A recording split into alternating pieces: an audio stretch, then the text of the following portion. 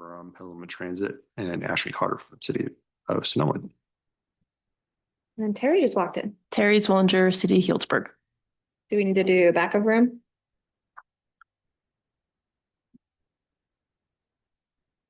F. Britt, SCTCA. Margot Kanyas, SCTCA.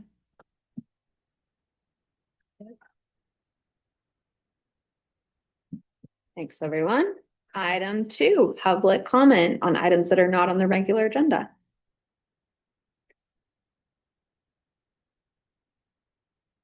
We take Zoom comments? We do, but I do not see any members of the public online, Members of the just public. staff. All righty. No one's in the room. Item 3, approval of meeting notes, June 25th, 2026. I did not have any updates. Anyone have any edits to those before we move to approve? Anyone want to move to approve? I move to approve. Elizabeth, Second. seconded by Craig. Great. We have a vote, right? Great. It has to be roll call since we have, or does it, since we It have? needs to be a roll call, and I think I captured everybody. Okay, we will start the roll call vote. We've got Craig Scott, Yes. Elizabeth Tyree, Yes. Giovanna Quezada, Yes. Terry Zwillinger, Yes.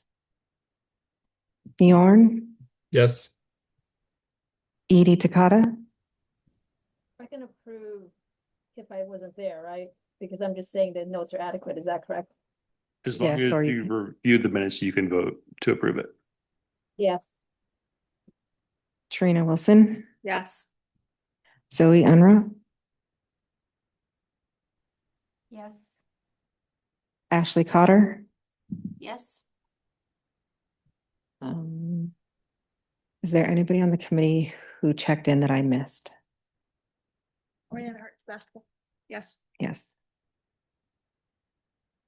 Did Bjorn get called? Yeah. Okay, sorry, phoned out. All right, Madam Chair, that's everybody. Great, thank you. Okay, item 4, disadvantaged communities map. Who's doing that presentation? Adam. Okay, great. Go for it. Hello, everyone. Adam Garcia, data analyst with SCTCA.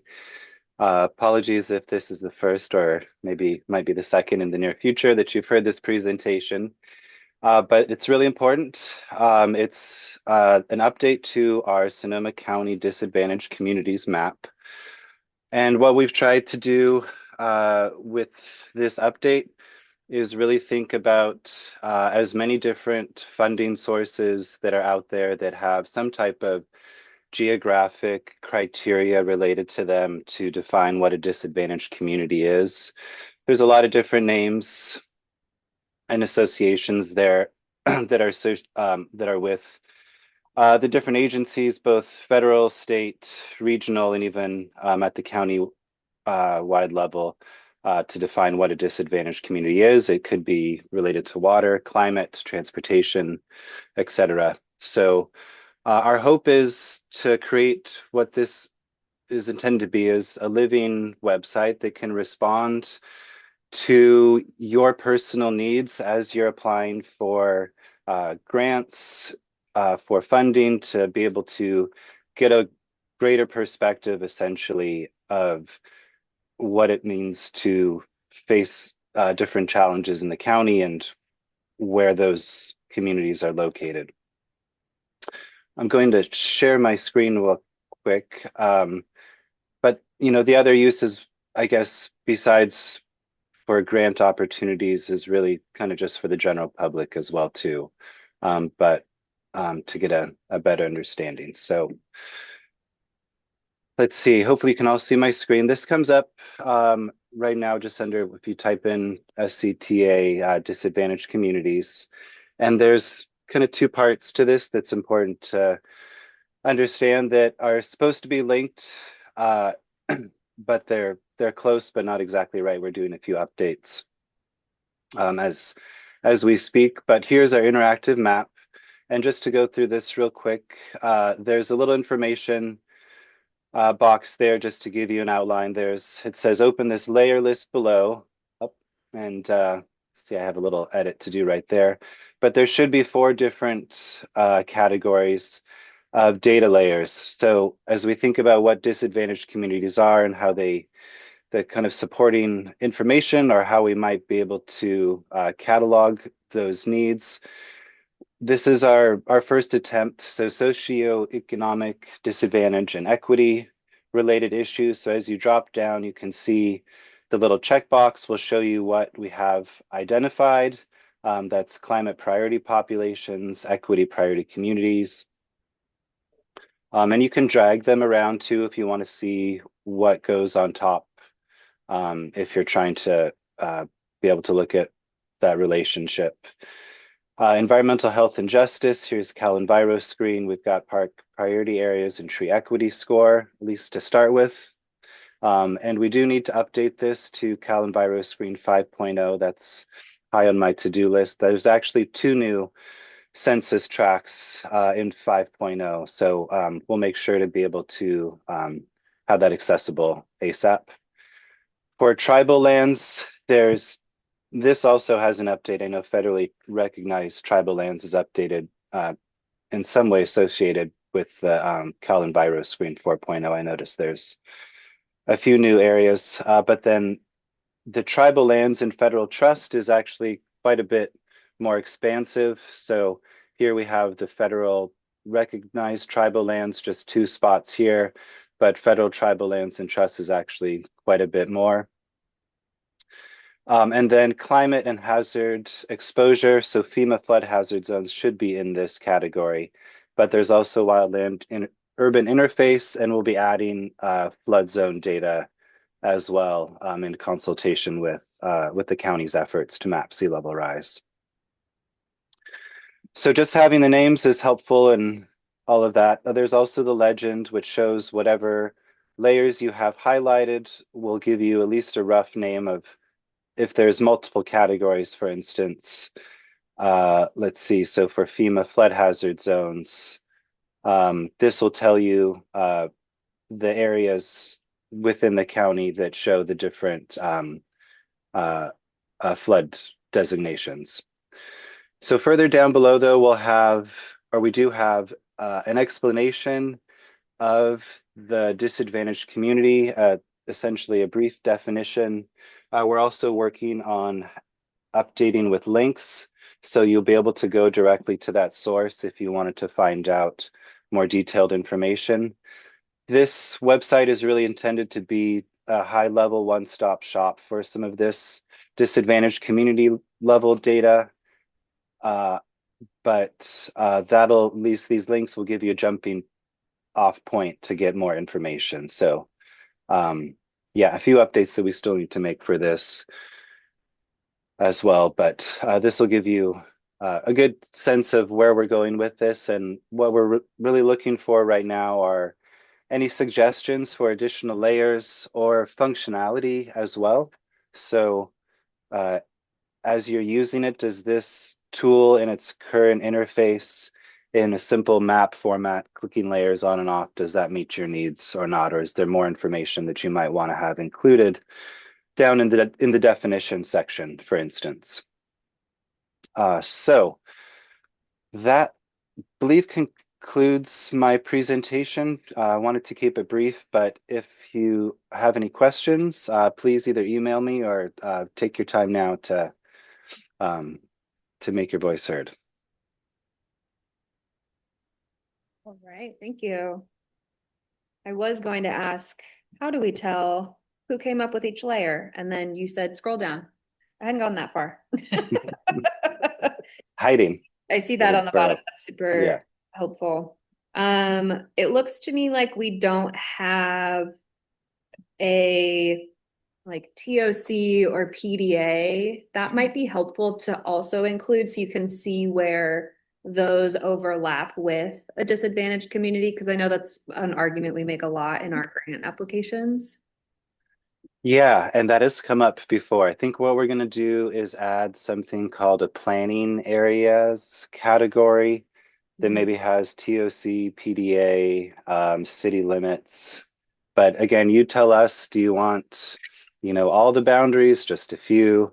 But yeah, I definitely hear you in coordinating locally, between the local and different designations. So yeah, we definitely want to add that. Yeah, I think anything that comes up in grants is helpful.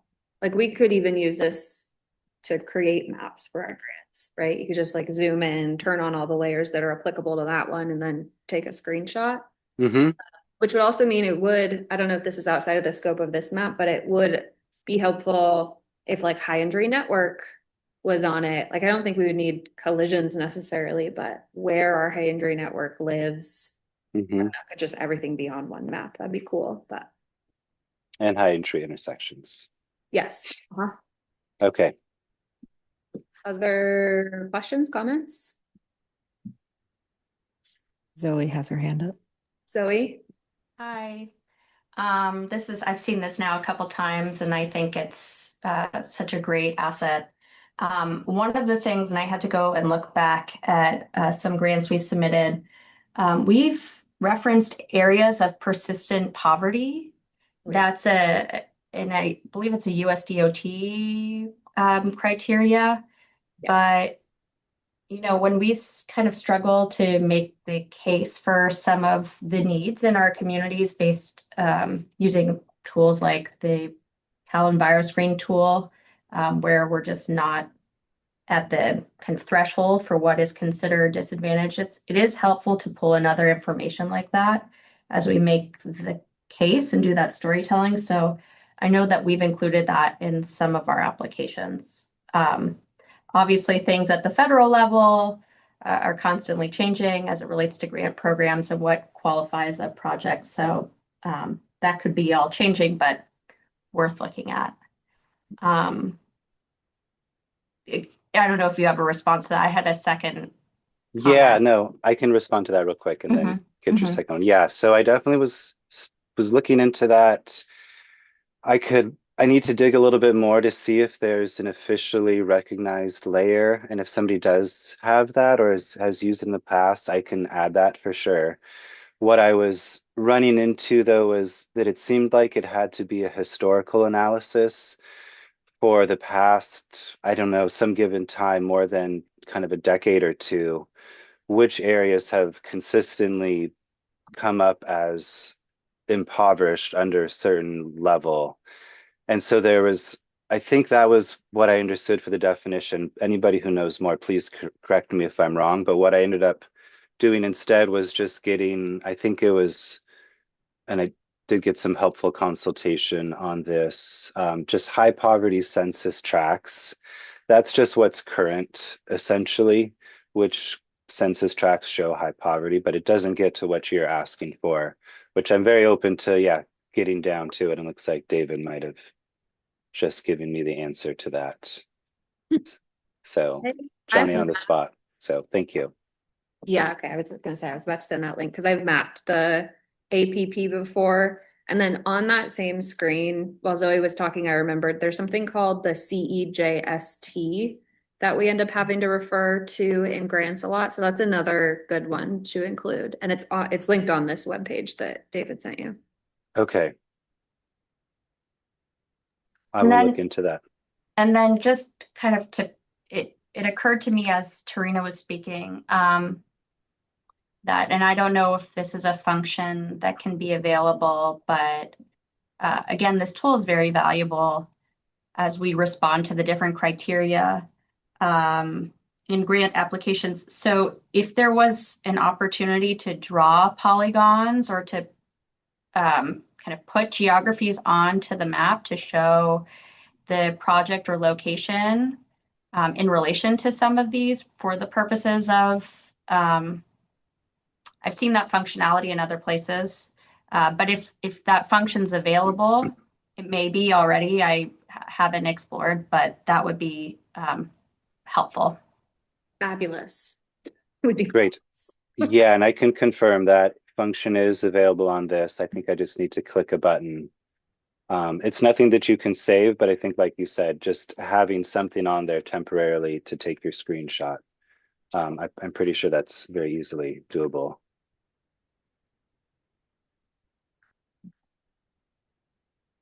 Other questions, comments? Are there other layers that we use that I'm not thinking of? If I think of one, I'll send it. Please do. Okay, I don't see any other comments or questions, and this was just a presentation, so thank you. All right. Thank you for the great feedback. I appreciate it.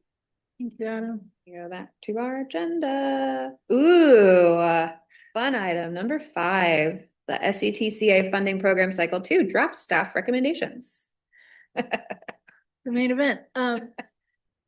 So this is our initial pass, right?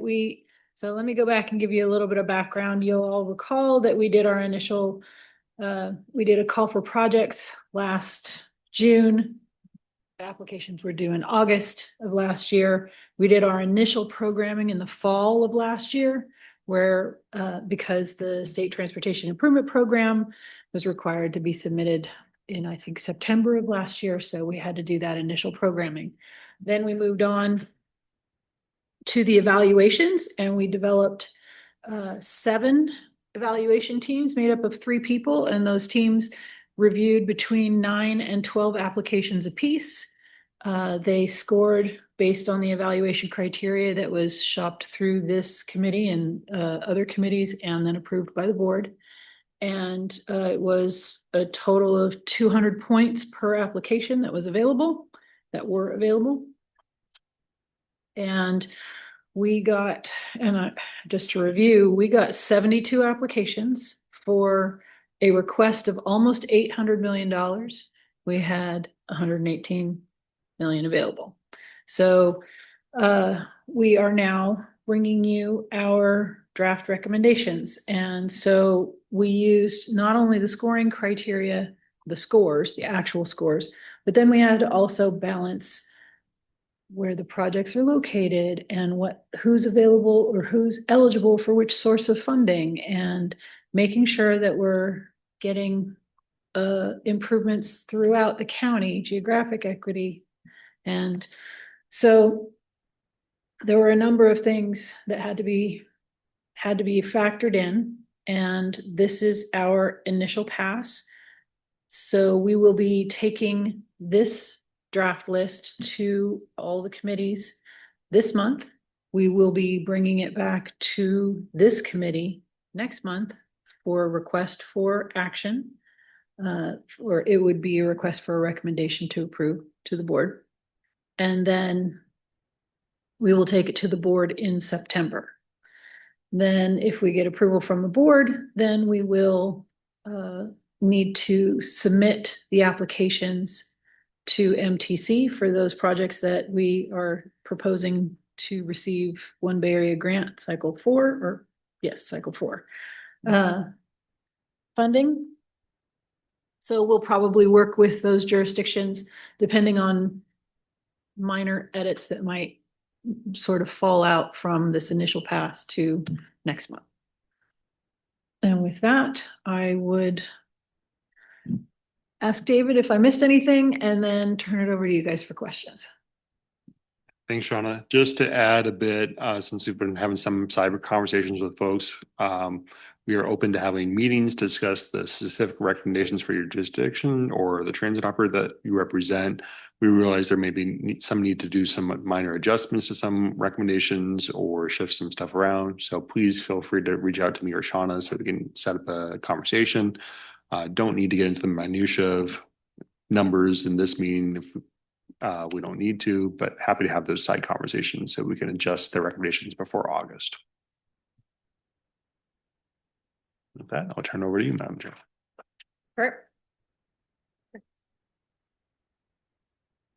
If I could offer from Regional Parks perspective, I appreciate all the work that went into this and all of the layers of ways to evaluate the projects and everybody that sat on the committee to evaluate projects. I thank you for your work. And with the projects recommended for funding, I also appreciate that there's a partial funding in some of the projects that didn't rank as highly because that creates opportunity for finding additional funding sources. So thank you. That was a big undertaking. Yeah. And thank you all. Thank you to everyone who participated on the evaluation teams. It was a big lift and we very much appreciate your time and effort and attention to detail. Other comments and questions? Terry. Hi, Shauna, do you have any idea on the spread of the years, the funding years, where those funds would be allocated or programmed, or does that come later? So that is part, I don't know if it's on this page, but it is part of our recommendation. It should be noted that with One Bay Area Grant, we'll submit our applications to MTC in October, the end of October. They won't get to the approval of those until their staff recommendations come out, I believe, in December, and then the commission approves them in January.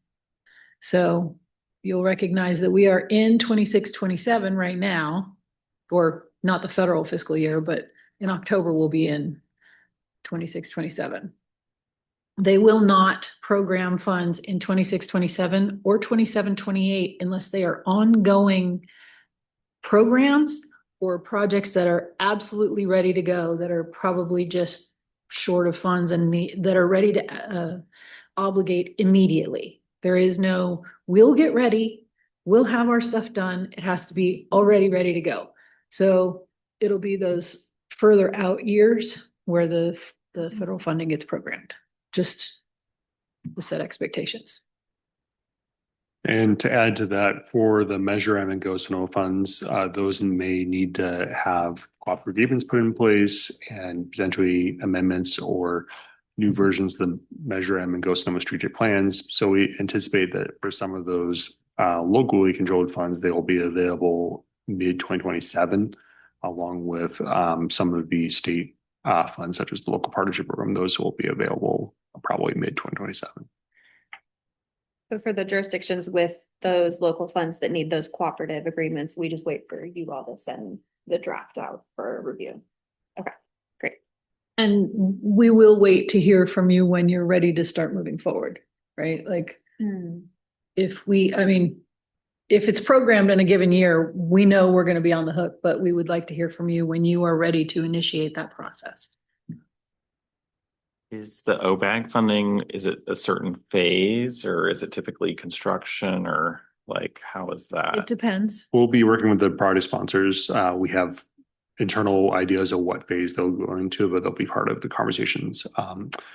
As mentioned earlier, we developed OBAG applications in partnership with the jurisdictions to figure out which projects would be the best fit for OBAG funds. And so we'll be working on updating those applications, making it clear the dollar amounts and the phase before we submit them to MDC in October. Since we still have to compete against the whole 9-county region to get our OBAG funds, we have to put our best projects forward and figure out what phases make sense for which projects. But we'll have follow-up conversations on that. Thank you. Because just to reiterate, once we submit it to MTC, it is still competitive. We are submitting above our target amount. So we may not get it all. And so what we submit to MTC is not guaranteed to receive the funding that we're asking for. How far above the target do you anticipate?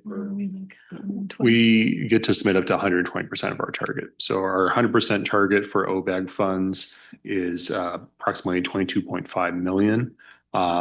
Excuse me, that's the 120% target. So that's about 3.7 million higher than our 100% target. Okay. I'm sorry if this was already asked, but is there time to bolster our OPAC 4 application by adding letters of support? Yes. We can still do that. Yep. And for those projects that will be nominated for OPAC 4, one of the next steps is to complete the Complete Streets checklist. So we'll be working with those of you that haven't completed yours yet to take it to the CBPAC meeting in September if needed. So the intent is, just to go over that process, the intent is to get input on the projects and possibly make changes to the projects prior to submitting them to MTC, right? So we will send out, we need the complete streets checklist to be completed ahead of time. We'll send out an email requesting it. And then we will collect those and send them out to the CB PAC and request comments by a certain date. And then provide those to you all so that you can respond to comments at the September meeting. Because otherwise we would be just getting the initial comments from the committee in September, and then you wouldn't be able to have the opportunity to respond before we need to submit them to MTC. So we'll be getting that done next month, August, next week. Are you also putting together the recommendations for the transit authorities to concur on the whole list? Yes. Okay, Yeah, it will go to everybody. but before the September meeting as well. Okay.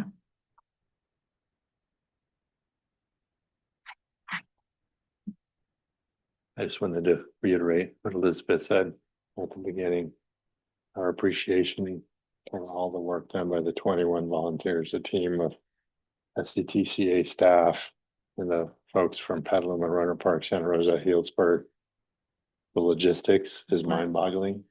What this just went through, ranking the 72 and realizing that just ranking them by score isn't enough. It's got to be done by some other way of looking at it and slicing and dicing it by geographical area and by how it lines up with the criteria by the different funding sources and so forth. So that's off to all of the team and grappling with this to the ground and spreading it out in this manner so that we can all understand it. Just a monumental task and well done. Yeah, and it felt nice that SCTCA staff was also open to hearing how it could improve in the future. That was really helpful too, because I know it was painful for literally everybody. If anybody was spared. So I don't know. It's nice to me that we all work together. I appreciate that. For all the application, is there going to be a list release that has the scores for every application, or is that plan? Yes. Okay. The other thing we should probably mention is just a reminder that there's quite a bit of Measure M, our original 2004 measure, being programmed or being proposed for programming is part of this round. We're programming almost all the remaining Measure M, which means we will not have that to program in the next cycle. How much is that total for 34 million? Approximately 37 million. 37. Yeah, I see that. Okay. We were fortunate last cycle that we also received a $25 million transit and interstate rail capital program grant. So that was able to cover a lot of the transit applications.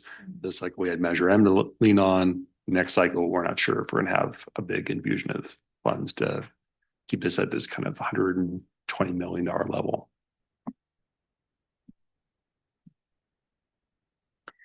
Question about federal funding right now, since we talk about OBAG.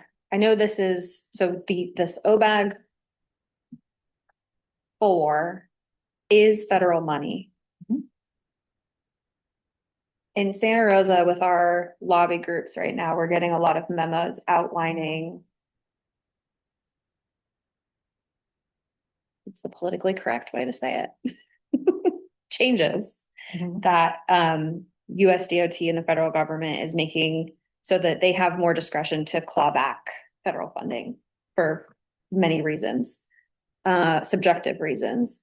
Is federal money that goes to MTC still secure if things like that change?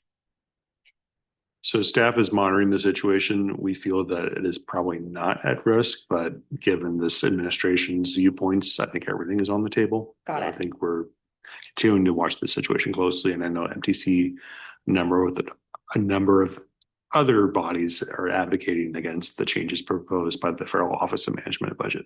Yeah. Cool. Thank you. All right.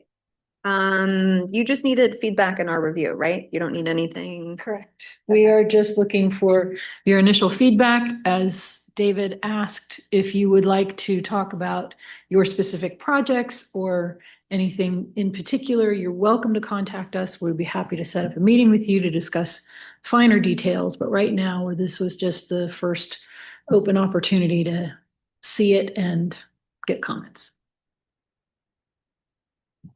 This was good timing for Santa Rosa because our capital projects team right now, everything's in construction. And starting the next fiscal year, they're gonna have like nothing to do. So we have a meeting actually on Monday to talk about, okay, what's the next couple of years like that we can, so it'll be nice to have this and be able to work that out with them, so. Madam Chair, you have a hand raised on. Hand raised, Bjorn. Hey there, thank you. Since I do see a lot of our projects received partial funding and obviously the projects were kind of scored and evaluated based on the full proposed scope of improvements. So I just wanted to see David and Shauna if you had any guidance there, or yeah, will there be some sort of would you like us to kind of have those conversations, obviously, if we're trying to deliver projects with partial funding on what improvements are actually included? Yeah, so we're happy to have those side conversations. For some of the projects, we're recommending funding pre-development phases, other ones partial funding to help secure potential state and federal competitive funds. So really kind of help create projects that are shovel ready. But we're definitely ready to have those conversations, and we have that information available to be able to dive into it deeper. Unfortunately, we just don't have enough funds to fully fund every project like we want to, but we want to try to put you all in the situation where you're able to compete for external funds and leverage a lot of the local funds we have available. That sounds good. Thank you. Okay, unless anybody jumps in, we will move forward. Okay. Item 6, measures M and Sonoma. 6.1, measure M and Sonoma invoicing obligation status. Thank you, Madam Chair. As we do every month, we provide you with the invoicing status and the obligation status and or appropriation status of both Measure M and Sonoma. We've entered into a new fiscal year, so you will notice that some of the statuses have changed. For Measure M, there's only the one project that is showing red, and that is just SMART has already contacted us and told us that they are not anticipating invoicing us until later. So that's been taken care of. It's in the notes section. So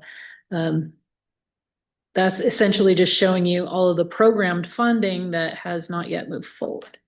And then if you go to the next page, that's the Sonoma funding. And that's showing projects that are ready to go and or have already had appropriations and just need to be staying current on their invoicing. Comments, thoughts, questions? Okay, 6.2, Sonoma and STIP Exchange Project Quarterly Reporting Review. Thank you. We do this once a quarter. You guys provide us with the reporting. We give you the reminder. Craig, you're done. Wash your hands. You are finished. Overachiever. Yeah, right? He has already obligated and delivered his project. His says complete across it. It's fantastic. I love seeing that. But we ask you for the quarterly reporting, then we put together these pages that are meant to be sort of a single page or 2 pages of a status of your projects. And then we ask you to review them because they will be going to the board. This is our way of providing information to the board members on your projects. I have heard from one of the jurisdictions, thank you, Ashley, that the map needs to be updated on one of the projects. These are the kinds of details that we're looking for. Make sure that what is going to your director is what you want them to see. So please review those. They'll be going to the CAC on Monday, and then they will go to the board. These pages will go to the board on August 10th.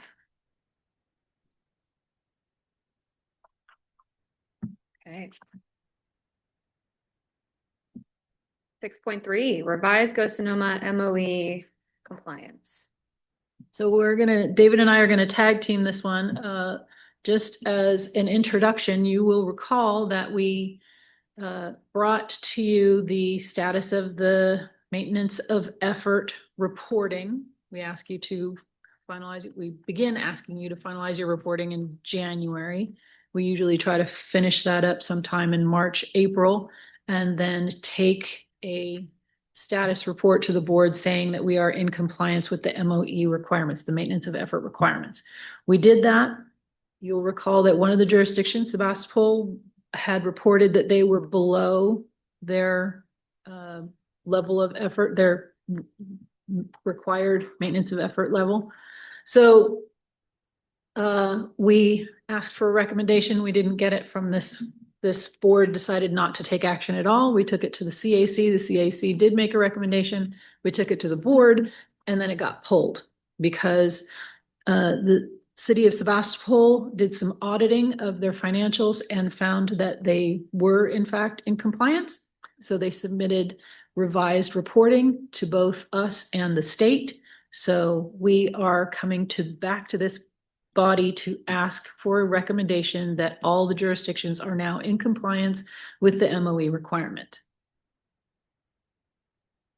Well, thank you, Shauna, for the intro. And we also have a presentation to give you to kind of give more background on the requirements for maintenance of effort and why we needed the committee back in March to take that action. But given that there is the change for Sebastopol, it's not as necessary, but we wanted to give you the background on why this is such an important requirement. So maintenance of effort is used to ensure that transportation-specific funding sources are not supplanting funds. That's your baseline discretionary expenditures for transportation that are non-transportation funding sources, such as your general fund. There are three major categories for road maintenance funding in Sonoma County. That's through the railroad gas tax, the highway users tax account, through the Senate Bill 1 Road Maintenance and Rehabilitation Program, or Local Streets and Roads, and also the Go Sonoma tax measure under the Go Sonoma Roads program. The gas tax, if you remember, in the mid-2000s was decreasing as fuel efficiency grew and electric cars were becoming more popular. Unfortunately, in 2017, the legislature passed Senate Bill 1, the Road Repair and Accountability Act, that established the Road Maintenance and Rehabilitation Account, which funds not only improvements to the state highway system through the SHOP, but also the Local Streets and Roads Funding Program. According to state law, if you receive an apportionment of RMA funds, you have to maintain a maintenance of effort by spending at least the annual average of your general fund expenditures during fiscal years 2009-10 through 11-12 for street, road, and highway purposes. Monitoring enforcement of that requirement is done by the State Controller's Office. For your SB1 LSR funds, those are eligible for a number of different types of projects, most notably for road maintenance and rehabilitation, but also for safety projects, road grade separations, complete streets improvements, traffic control devices, and if somehow one of our jurisdictions has a PCI or pavement condition index over 80, you can spend it on expansion projects. But there are not many jurisdictions statewide that have an average PCI over 80. Here's a table showing the revenues that you are anticipated to receive for last fiscal year and this fiscal year under both the highway users tax account and the RMRA. They add up to combined about 25 million each annually, and for fiscal year 26-27, a total of 52 million countywide. So there's more gas tax that received from SB1 and the gas tax than there are from your measure DD or Go Sonoma sales tax funds. The State Controller's Office has a good frequently asked questions on their website. One of the notable questions is if a city has an economic hardship, can they get more time to meet their MOE requirement or have an average of 3 years expanded to 5 years? And really, there is no way to get a waiver from the State Controller's Office to meet the maintenance of effort requirements of Senate Bill 1. They did relax that a little bit during COVID. There were some changes in state law to allow that, but there is no hardship or kind of other way to relax maintenance effort for Sentinel One funds. And that would take us into Ghost Sonoma as well. So in 2020, the passage of Ghost Sonoma increased the amount that went to local road maintenance to 38% of the funds. We referred to this as the Ghost Sonoma Roads Funds. The Public Utilities Code allows us to pass our transportation sales tax. However, as part of that and as part of the Ghost Sonoma expenditure plan, we have to have maintenance and effort policy. You can see the table on the right. This is your estimated funds that you'll be receiving for fiscal year 26-27. They add up to about 11.1 million countywide. Eligible project types for Ghost Sonoma roads are very similar to SB1 local street repair, mostly fixing roads, but and also including other stuff such as incorporating bicycle and pedestrian facilities, traffic calming, ITS improvements, construction methods, materials that will reduce emissions, such as low carbon concrete, and appropriate safety measures. This is language taken directly from the Measure DD or Ghost Sonoma expenditure plan. And it notes that all of these components are eligible for sales tax revenue. You don't have to spend the funds directly on just filling potholes. For both Measure M and Ghost Sonoma, we adopted a maintenance effort policy. This policy was updated in 2020 to streamline things and make it more in line with what the state was requiring for our MRA funds for SB1 to make it so easier for you to do your reporting. This was taken through the advisory committees, including the Technical Advisory Committee, the CAC, and the board, and was approved in 2020. While the two MLE requirements are very similar, the legislation for SB1 is separate from Ghost Sonoma, and we have to adopt a policy that is aligned with what we're required to do under the Public Utilities Code. The MLE requirements for Ghost Sonoma has several exceptions, including rolling averages that are different than what the state has, and then also proportional penalties to ensure that we enforce our MLE requirements in a fair and meaningful manner. This is really the key accountability requirement for Ghost Sonoma, and it's really one of the only ones. And it's a commitment we made to the voters to ensure that if there was existing funds being committed to transportation, we're not supplanting those, and we're not going to reduce those in the future. If we were to relax or waive those requirements, such as the committee recommended back in March, that could jeopardize our attempt to reauthorize Ghost Sonoma in 2045. So we are very cognizant that this is something that we cannot bend, we cannot waver from, and we need something that has teeth such that the voters have confidence that we're administering the sales tax correctly and properly. Just to compare the requirements for maintenance of effort for SB1 and Ghost Sonoma roads, reporting is due to State Controller's Office for SB1 funds in December for the prior fiscal year. That includes the breakdown of the discretionary expenditures, and the final reporting is available on State Controller's website in May. For Ghost Sonoma roads, we ask that you mirror what you sent to the State Controller's Office to make it easy, and reporting is due to us in February. Those discretionary expenditures have some allowable exceptions in our case. Normally, we have a summary of all the jurisdictions. MLE goes to the committees either in March or April, and then a final finding by the board in May. But as Sean noted earlier, because we had some hiccups, that has been delayed. I'm not going to read all of this, but here are the three adjustments that are allowed for under Ghost Sonoma roads for maintenance of effort. The first one being if you had a major capital improvement project during those fiscal years that had a lot of additional funds that was out of the ordinary, if you had a source of funds that is no longer available, or if one of those sources of funds is producing less than the amount that you used to receive.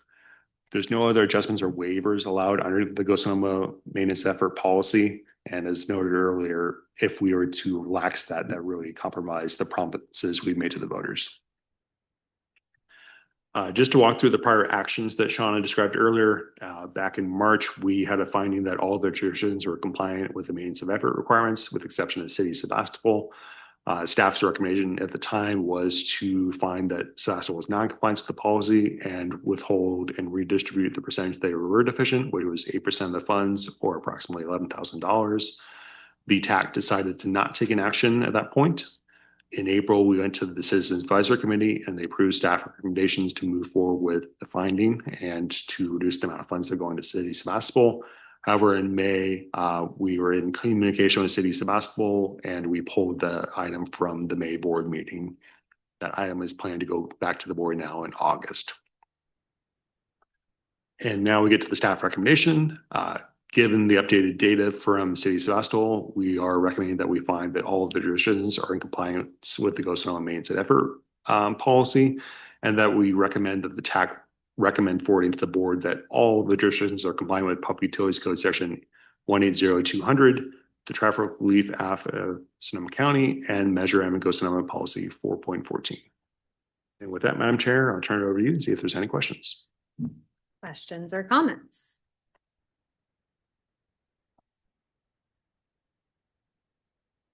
Really quiet in this room.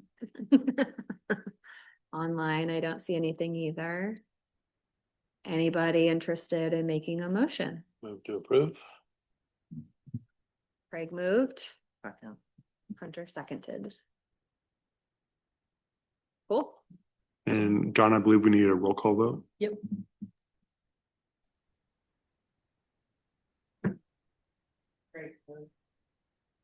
Craig Hunter. moved and Hunter seconded.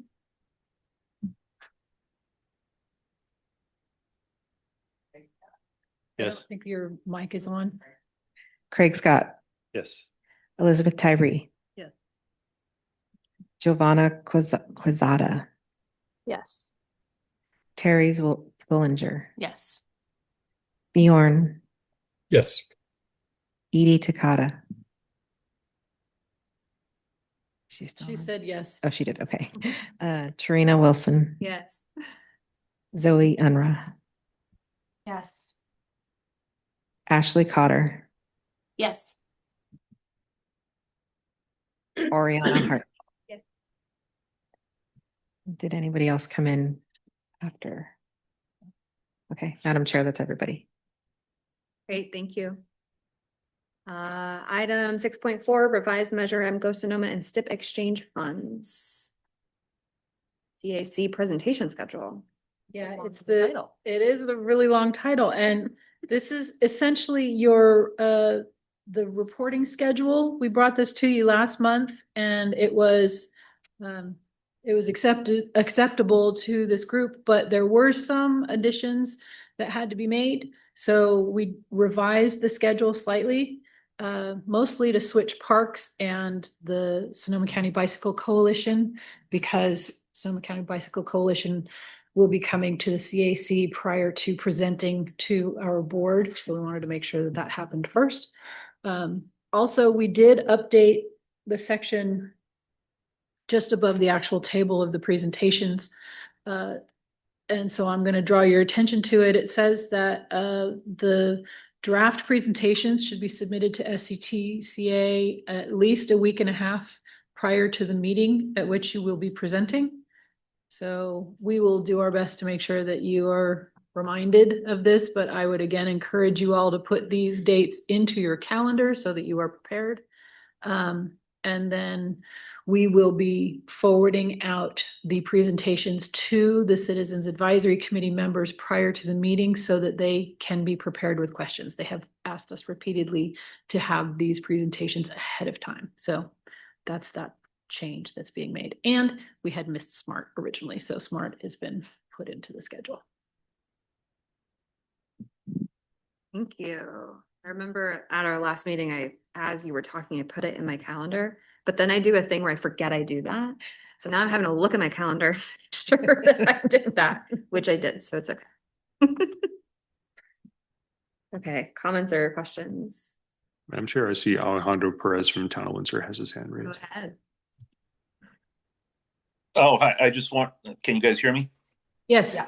Oh, I just wanted to say, if you didn't catch my name, I was in the meeting and I just wanted to vote yes to the last motion. Thank you, Alejandro. Yeah, no problem. Can one of you let him into the meeting? I haven't been able to. Yeah, Alejandro, I tried to promote you to panelist, but it says you declined the invitation. Did I? No, I was saying yes to everything right now. I don't know what happened. Join as panelist. All right. Thank you. Okay. Am I in now? Yes. There you go. Good. Thank you. All right, I don't see anyone else jumping up, so I think we're good on that item. So number 7.1, inactive federal obligation status. This should be familiar to everybody. This is the status of the federal inactive obligations. So unlike all the rest of the federal projects that I'm hounding you about, these are the ones that have been inactive or not invoiced for quite some time. Many of them, well, all of them on this list currently are from the county, and they all have really good excuses why they haven't moved forward. Most of them are in the bridge program, which is unfunded. So this is just a reminder that if you have federal obligations, you should be it's the requirement that you invoice no less than every 6 months. No more, yes, no less than every 6 months.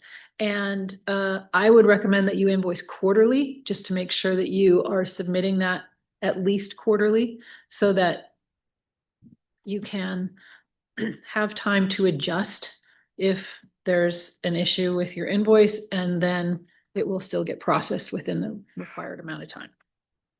And Madam Chair, just to add, this version of the inactive list is from June. Caltrans has not updated it since June 10th, so it may be slightly out of date.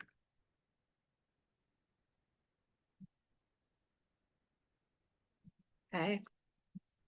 Thank you very much. So back to my normal part of my agenda so I can see what the title is of the next one. 7.2 TFCA and TDA 3 quarter 4 report. Thank you, Madam Chair. So this is the normal quarterly item given a status of the TA3 and TFCA projects. We have Margot Acanias here in the room if there's any questions, or we can follow up offline if you have any questions. Any questions or comments? I know for our, BPOC's under construction, so we're good to go there. The North Dutton Avenue, we were ready to go. We had they were gonna come out and do the marking for the striping, and then Caltrans called and they were like, "You're getting a little too close to 12," and now they want an encroachment permit. So we're working on it. We were ready to go. That's gnarly. I'm sorry. That's happened to us too many times. Highway 12 runs right through here. All the time. Mhm. And we're also we're like 2 intersections away. But all righty. Just making sure I don't have any comments on the TFCA one either. I do not. Anybody else? Cool. Move back again. SCTCA meetings, August 10th, 2026. Thank you, Madam Chair. So we just finalized our draft agenda this morning. Just go down the items for our August meeting. We have our normal meeting notes, legislative update, and then the items that you just received for the Ghost and quarterly reporting and the state and federal funding obligation history that went to this committee last month. We will be having an item to do some OBEG for early programming for our supplemental planning and safe routes to school programs that maintain our existing programs for those. We have an appropriation request from the town of Windsor for their old road highway pavement rehabilitation project, which is going to be starting construction shortly. Item from RCBA for a contract with ABAG that we're amending. And then for regular items, we have a presentation on the mascots transit program and our transit ad hoc committee. We have a presentation on the Sonoma County greenhouse gas inventory, which has a 2024 report update, update on wildfire and climate resilience coordination, presentation, as mentioned earlier, from SCBC on the Safe Route School program, and then the item you heard earlier on Go Sonoma maintenance of effort. And we'll also have a presentation on our normal activities report. And with that, I'm happy to answer any questions you may have. Not for me. Anybody else? Wonderful. Okay, we're on our last item, I believe. Yep, number 9, roundtable discussion and informational items. Grants, bids, other. I have a just general question. Oh, sorry. Was someone going to speak? My bad. That's okay, Ashley. Go ahead. Okay. So this is kind of not really on grants or bid environment, but kind of under other business. So we are implementing a bike boulevard on 3rd Street West as part of our Go Sonoma project. We went through the whole amendment thing. And so one of the things we're doing, because we kind of knew people were going to lose it a little bit when we put in a traffic circle at Perkins and 3rd Street West, was do a temporary install to give people an idea of what it was going to be like. And there have been multiple newspaper articles. There are lots of negative feedback on every social media platform. And so I was just kind of wondering if this very experienced body of people here have any tips and tricks for kind of getting around that. We have tried, I brought this to like 7 public meetings before we actually did the temporary install. And people are like, I wish we would have had a vote. And I'm like, bro, like, come on. So anyway, there's that's what we're dealing with right now. We have a traffic we have the way that people kind of weigh in on traffic hazards in Sonoma is by submitting a traffic hazard reporting form. We got one submitted requesting it to be taken out because apparently it's a danger to pedestrians. Like it's literally like making things so slow. Like people are going 5 miles an hour down there. It's working so well. It's not even funny. But anyway, so just kind of asking for some tips and tricks if anyone has any experience with dealing with this. So, because our council is also not super happy with this either right now. So, I sincerely wish that anytime someone annoyed me, I can just go, bro. That'd be so helpful. I'm not allowed to speak to any of these people. Our PIO is doing all that right now. Right. So, yeah. So Santa Rosa has a lot of support from council. So I will say, like, I don't know exactly. One thing that has been a little bit helpful with naysayers is collecting data to prove your point that it's successful. So success to them means something different than to you. So if you have maybe speed data before and after, that could be really helpful, and say the whole point was to slow people down so that we reduce collisions or whatever the goal was, and say we've only reduced speeds by X amount. That might not work for some people, but I tell people now my job is not to get you where you want as fast as possible. My job is to make sure you do it safely. And I just repeat that over and over again. And then if they say, I don't care about safety, they look like they're the problem. So does anyone else have? That's a bummer. I'm sorry. You're I dealing feel with like that. Bjorn should be able to address this a little bit. Yeah, we have a traffic circle we put in that I think maybe in a similar kind of location at 5th and I Street, located between a signal and another all-way stop. And when I've, heard critical feedback from drivers, I've reminded them that this went in place of an all-way stop that would have required them to stop an additional time in a very short 3 or 4 block stretch. And then also to Tarina's point, we've had some pretty good data. I think speeds on that entire stretch are down 5 miles an hour since the installation of the traffic circle. So those two things are usually those 2 data points are usually pretty effective. And then, yeah, if you have any safety data to speak to or any collisions that previously happened at the intersection, in our case, we had a couple broadside collisions at that intersection. So, and we haven't had any since the traffic circle went in. And, at the end of the day, I think what you've done, right, is you've done something that's temporary. You're testing it, you're collecting data, you're collecting feedback, and I don't think I don't think a decision should be made immediately, right? You should see how it works, see how it plays out before making any lasting decisions. So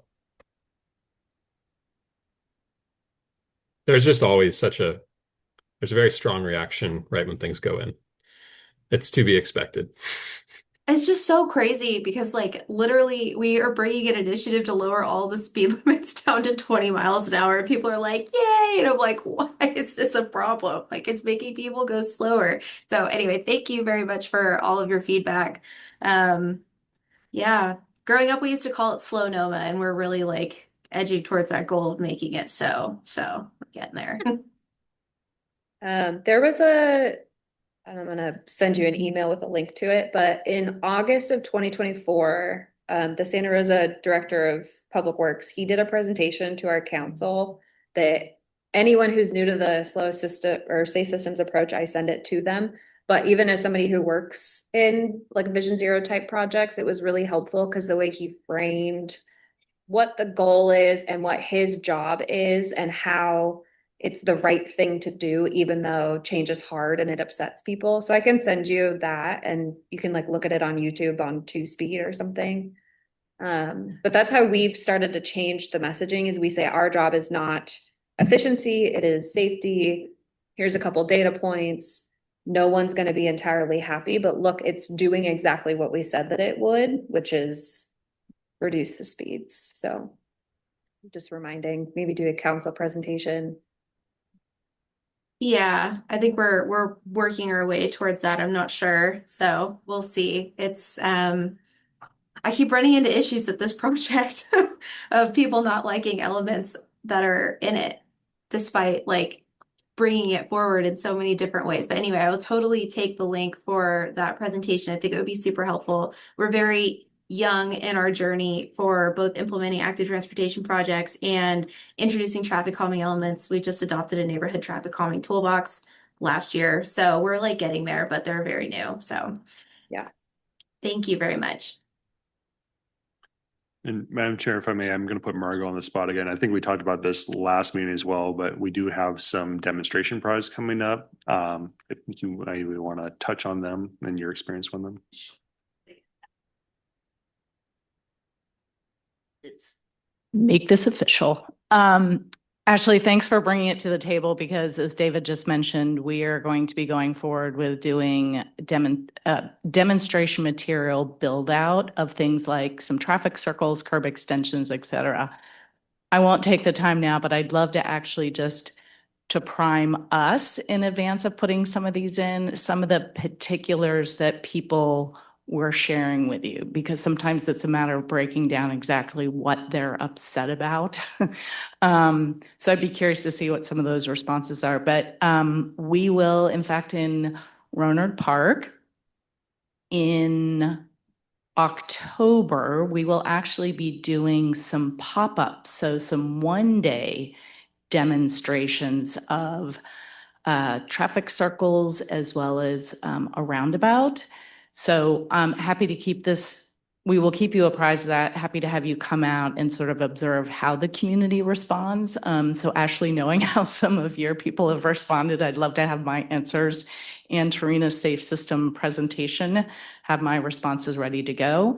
And then ultimately, so that'll be a great way of doing an immersive community event around a future coming treatment. And then this will be built out using quick build materials that last multiple months, starting in sort of 2027, 28. So I think there can be some two-way learning. Would love to have you involved and sort of see how we're doing with some of these treatments. And I'm happy to talk offline about the other types of elements that we will be popping up and in doing in quick builds, if that would be helpful for you. So thanks.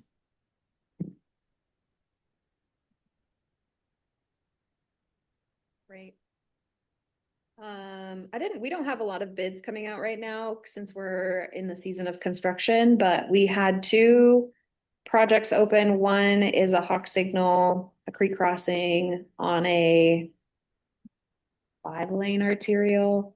That went very well and we see it used quite a bit. The only problem was the sensor was so sensitive that even people walking by about 4 feet away would trigger it. People that didn't even want to cross the street, they were just going by on the sidewalk. So we're making some adjustments to that. And then another project, not entirely done, but open, is the Sonoma Avenue like row bed rehabilitation through Montgomery Village. That's a huge transit area for us, but we were still able to do protected bike lanes. They're striped, bollards aren't in yet, but they will be. A new flashing beacon that has the overhead. But the most interesting part was modular bus boarding island, one on either side. So to allow for the protected bike lanes, we have these temporary modular stations, bikes go up. And so it becomes a mixing zone with bikes and pedestrians who might be, boarding or alighting a bus, and bikes are supposed to yield to pedestrians. We haven't had any issues so far. It's been working really well. They're really fun to ride over. So you should go check them out. Again, so I'm not endorsing it, but I won't stop you from doing that. There's still a couple things, like the bollards need to go in. There's some reflective material that needs to go onto the boarding islands. And then we partner with Montgomery Village, and they are actually going to put in some art crosswalks. So fun. So, and everything else is under construction. We had our bid opening for our Grove Street neighborhood plan implementation project. And so it was an engineer's estimate of $4,050,000. We had 9 bids. The low bid was just over our engineer's estimate of $4,113,000. The high bid was $5,700,000 from kind of a contractor that doesn't do a lot of local work. So, but at least it was the top 4 were super tight. So, yeah, so we're looking to award that in September. So just let everybody know.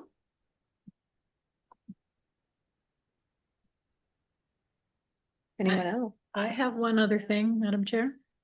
Sure. Let's see if I can find the right page. There it is.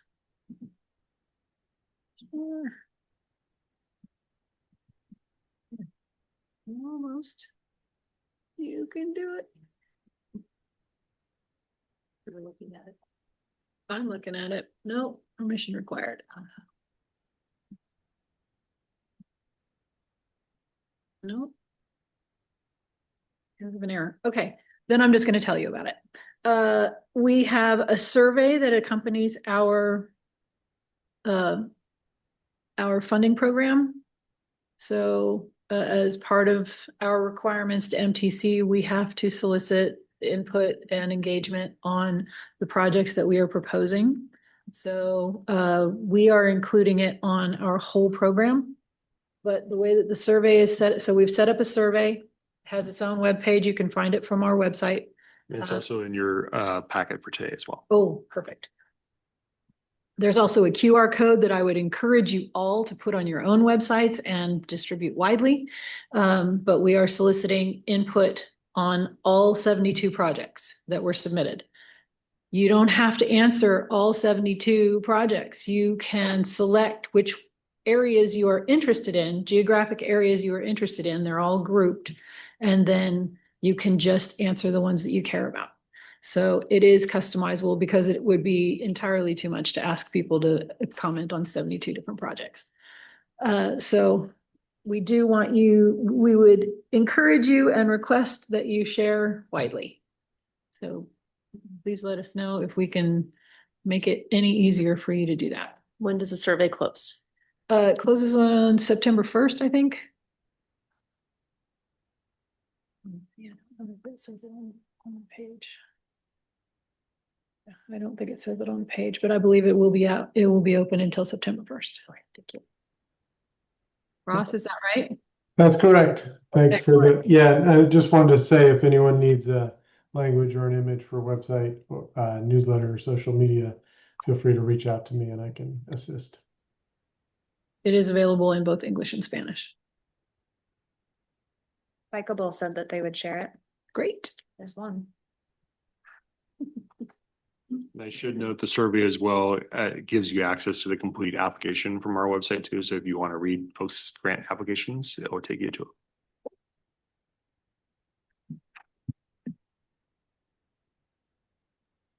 Chair, I'd like to introduce Colby Quiggle, who is our associate engineer at SCTCA. Welcome. Taking over my role here on the TAC meeting. Okay. These are always a hoot. Bring the energy. Nice to know you guys.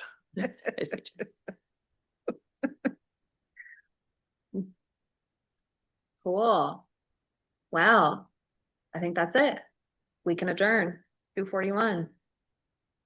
Hi, everyone. We're gonna hit the gavel now. Thank you. The Supreme Court.